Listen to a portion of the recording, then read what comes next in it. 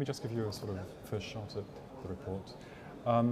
What the report does that we produced with, it's a joint collaboration, joint venture with WWF, is to get a better sense of how Africa as a continent is taxing its natural resources. I think it helps us better understand and value the importance of the natural resources to use, the air that we breathe, the water that we drink, and the soil that helps us produce crops. These are important assets to Africa's development. The fact is that with increasing development and increasing demographic pressure, we're putting increasing pressure on these resources. And what this report shows is, first of all, it helps us get a better handle as to what extent we're taxing these resources. And it says that basically today, when we're not in a situation of deficit, we produce more biocapacity than we consume. But if we're not careful about it, then very soon we'll be in a situation where Africa as a continent will be in deficit. I think many might be surprised by that, because when we talk about Africa, we often talk about scarcity. So the fact that Africa has more natural resources for now than it's consuming, perhaps a surprise to many outside of Africa, many of those not involved in development here.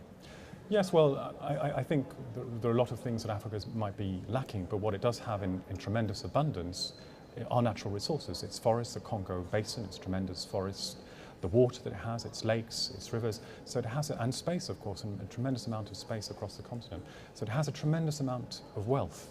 I think the point is that we're making that this wealth of natural resources needs to be managed very smartly in the best interest of long-term development.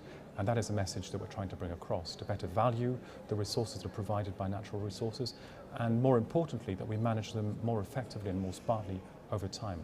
And that's one of the objectives of the African Development Bank, is to help its partners manage those resources more effectively. Right, and how is that done on the ground? How do you get into often remote areas around Africa to ensure that these resources are better managed? There's all sorts of other mitigating factors, difficulties across the continent. How comprehensive can you be in ensuring that's the case? Well, the African Development Bank is Africa's premier development institution. We have a tremendous amount of resources, and we have, but our greatest wealth is in the quality of the partnerships with our member countries, the 54 African countries that are members of this board.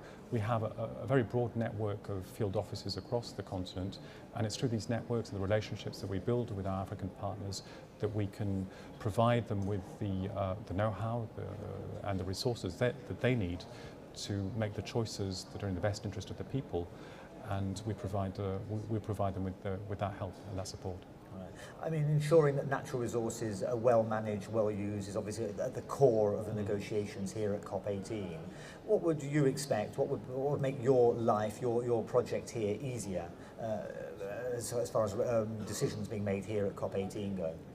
Well, I think one of the important things that we've come to understand at the African Development Bank is that climate change is taxing Africa's development, and it's taxing Africans' future.